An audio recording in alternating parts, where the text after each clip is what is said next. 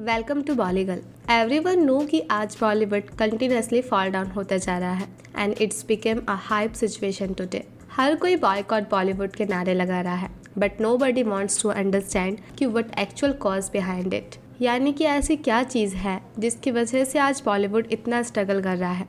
According to our team, लोगों की ये चीज़ें ना समझने की वजह से ये सभी चीज़ें और भी ज़्यादा क्रिटिकल होती जा रही हैं। इसलिए एज अ इंडियन सिटीजन आप सभी को इन चीज़ों को थोड़ा डीपली समझना होगा। Here is some important cause in this video, जिसकी वजह से आज इंडियन सिनेमा में बॉलीवुड को लेकर इतना हाइप बना हुआ है। हमने इस वीडियो को बनाने के लिए काफ़ी डीपली सर्चिंग एंड डिस्कशन किया है, जिसका ऑलमोस्ट पर्पस आप सभी को कुछ समझाना है।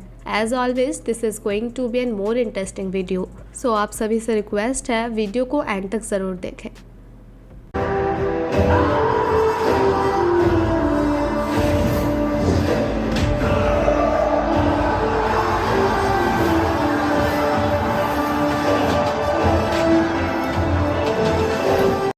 Number 1, underworld connections.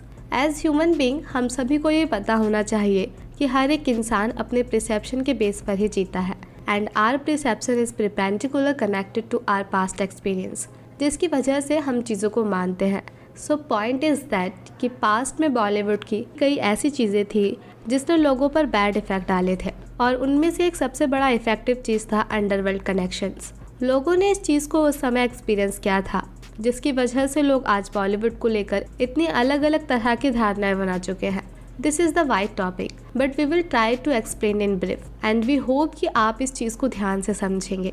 That was the time जब बॉलीवुड अपने सक्सेस के पीक पर था और कई इन्वेस्टर बॉलीवुड में अपना पैसा लगा रहे थे, जिनमें से कई माफिया भी थे जो ऑलरेडी अंडरवर्ल्ड से बिलोंग करते थे। अंडरवर्ल्ड के बॉलीवुड में आने के दो ही कारण थे। फर्स्ट इज़ दैट कि उनके इन्वेस्ट किए गए पैसे पर उन्हें ROI काफ़ी अच्छी मिलती थी और मूवीज़ के बहाने उनका ब्लैक मनी पूरी तरह से वाइट हो जाता था, और यही एक कारण था जिसकी वजह से अंडरवर्ल्ड ने बॉलीवुड में एंट्री ली थी। आफ्टर ऑल टाइम तो ऐसा भी आया जब they become producer of Bollywood, because एक हैवी अमाउंट में पैसा अंडरवर्ल्ड से आता था। दैट इज़ वाई वो ज़्यादातर मूवीज़ की कास्टिंग भी अपने अकॉर्डिंग किया करते थे, और सिर्फ इसी कारण की वजह से बॉलीवुड एक्ट्रेस एंड एक्ट्रेसेस का कनेक्शन अंडरवर्ल्ड से ज़्यादा क्लोज हो गया था। फिर उसके बाद से ही कई एक्टर्स माफिया के साथ दिखाई देने लगे। That was the first time in 1993 जब लोगों के सामने खुलकर कई चीज़ें सामने आई, जब संजय दत्त को इस मामले में अरेस्ट कर लिया था। After this case Indian CBI और लोग भी इस चीज़ को लेकर काफ़ी अवेयर हो गए थे, जिसके बाद CBI ने भी कई और केसेस को अंडरवर्ल्ड से रिलेटेड देखा और लोगों तक ये सारी बातें पहुँचाई गई। लोगों के पास उस समय सोर्स नहीं था, जिसकी वजह से वो इन चीज़ों को कम जान पाते थे, बट पिछले 10 सालों में इंफॉर्मेशन के मामले में लोग पूरी तरह से अवेयर हो चुके हैं और लोग आज सभी चीज़ों को काफ़ी अच्छे तरीके से जानते हैं। सो आई मीन टू से कि लोग आज अवेयर हो चुके हैं और वो पास्ट से रिलेटेड चीज़ों को अच्छे से जानते हैं। जिन लोगों ने इस चीज़ को एक्सपीरियंस किया है और उनसे रिलेटेड और भी लोगों की परसेप्शंस बन चुकी है कि बॉलीवुड एंटी नेशनलिज्म को बढ़ावा देती है, बिल्कुल वो इस चीज़ को सोचेंगे ही, बिकॉज बॉलीवुड का पास्ट इतना ख़राब रहा है। दैट इज़ ऑन थिंग जिसकी वजह से लोग आज बॉलीवुड को बॉयकॉट करना चाहते हैं। बट इन आवर ओपिनियन, अगर आज भी बॉलीवुड में ऐसा कुछ कनेक्शन है तो इंडियन हाई अथॉरिटीज़ को इस चीज़ को लेकर हाई इन्वेस्टिगेशन करनी चाहिए। बट अगर ये चीज़ें अब खत्म हो चुकी है and Bollywood is neat and clean, so लोगों को अपनी धारणाएं बदलने की ज़रूरत है, because as good Indian citizen आप पास्ट की गलतियों की वजह से इंडिया का फ्यूचर ख़राब नहीं कर सकते। Okay fine, this is the deep point जो लोगों को समझना चाहिए। आप इस बारे में क्या कहना चाहते हैं? You can share your personal thoughts with us in the comment.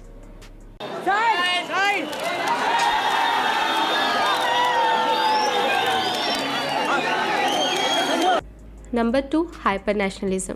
किसी भी कंट्री के लिए नेशनलिज्म एक मजबूत कड़ी होती है, जिसके बिना कंट्री इज़ नॉट कंट्री।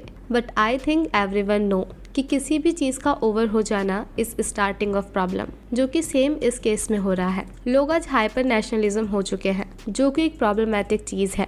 आज लोग बिना कुछ सोचे समझे अननेसेसरी प्रॉब्लम को क्रिएट करते हैं और उसको नाम दिया जाता है हम नेशनलिज्म को फॉलो करते हैं। लोगों को ये बात समझनी होगी कि नेशनलिज्म तब बनता है जब आप अपने देश के लिए प्रॉब्लम नहीं बल्कि सॉल्यूशन बनकर अपने कंट्री में भागीदारी देते हैं। एज अ गुड सिटीजन आप सभी को इस चीज़ को और भी ज़्यादा हाइप ना देते हुए कूल नेशनलिज्म स्टेबल करना होगा, फिर वहाँ से अपने एक्शन को लेना होगा। टीम बॉलीगर्ल के अकॉर्डिंग ये भी एक चीज़ है जिसकी वजह से चीज़ें प्रॉब्लमेटिक हो जाती है। So be cool and search cause behind problems. ये रणवीर सिंह 2 दिन पहले न्यूड फोटो शूट कराया, ये समाज को क्या मैसेज देना चाहता है? युवा लोग, भारत के युवा को क्या मैसेज देना चाहता है? Number 3, nationalism and anti nationalism.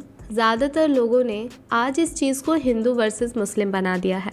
Hindu अपने फेवर में बोल रहा है और मुस्लिम अपने फेवर में, जिसका कभी एंड नहीं हो सकता। बट आप सभी को ये समझना होगा कि कोई हिंदू या फिर मुस्लिम रिलीजन की बात नहीं है, बट ये लड़ाई है नेशनलिज्म एंड एंटी नेशनलिज्म की। हम ये मानते हैं कि इंडिया एक डेमोक्रेटिक देश है जहाँ सभी को अपनी ज़िंदगी जीने का अधिकार है और वो किसी भी रिलीजन के अकॉर्डिंग जी सकते हैं। आप किस धर्म को मानते हैं ये आपका पर्सनल मैटर है, बट जब बात आती है कंट्री पर तो वहाँ सभी लोगों को एक ही धर्म का होना चाहिए, एंड दैट इज़ नेशनलिज्म। और इस लेवल पर ना ही कोई हिंदू है और ना ही Muslim. You all are the citizen of India, और हम मिलकर ऐसे लोगों को ढूंढ रहे हैं जो हमारे कंट्री को डिस्ट्रॉय करना चाहते हैं, और वो इंडिया के लिए एंटी नेशनलिज्म है। हम सभी के सर्वाइवल ऑफ द सीरीज में एक इम्पॉर्टेंट चीज़ आती है जो कि है Motherland, and that is R India. Bharat की भूमि पर ही हम सभी रहते हैं। कोई सा भी धर्म रहने के लिए जगह नहीं दे सकता, ओनली द नेशनलिज्म जो हमें इस चीज़ को प्रोवाइड कराता है। सो अपने देश को बचाने के लिए हम सभी को मिलकर लड़ना होगा, ना कि एक दूसरे से लड़कर। दिस इज़ नॉट हिंदू मुस्लिम, ये सिर्फ नेशनलिज्म और एंटी नेशनलिज्म का मैटर है जिसको हमें डीपली समझना पड़ेगा। विद इट कई मूवीज़ में पर्सनल रिलीजन्स को मानने वाले लोगों का सेंटिमेंट हर्ट हो जाता है। हम ये मानते हैं, बट वी मस्ट अंडरस्टैंड कि अगर सेंसर बोर्ड ने मूवी को पास किया है तो मूवी अपने एंगल से कुछ अलग सिखाने की कोशिश करती है, तो उसको समझने की कोशिश करनी चाहिए, ना कि विरोध। आई होप कि आप सभी इस पॉइंट को सही से समझ पाए होंगे। ये तो थे हमारे थॉट्स। आप इस बारे में अपने क्या थॉट्स रखते हैं? Do let us know in the comment.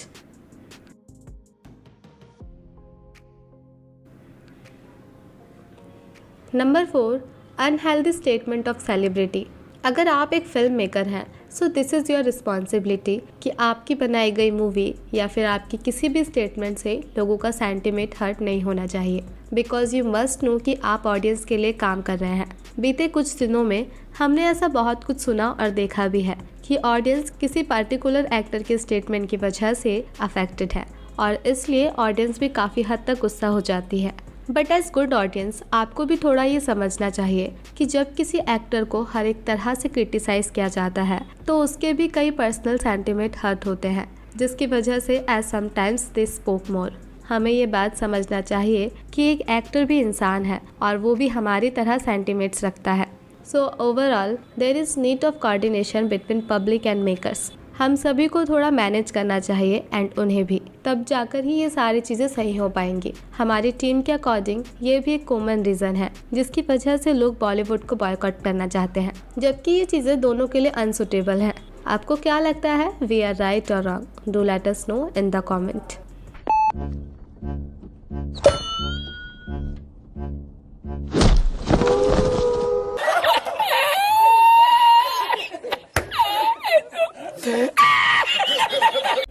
At the end हम बस यही कहना चाहेंगे, हम सभी को चीज़ों को कॉम्प्लिकेटेड की जगह आसान बनानी चाहिए, और जो एक्चुअल में प्रॉब्लमेटिक है उसका मिलकर हम सभी को सॉल्यूशन निकालना चाहिए। This is our first duty.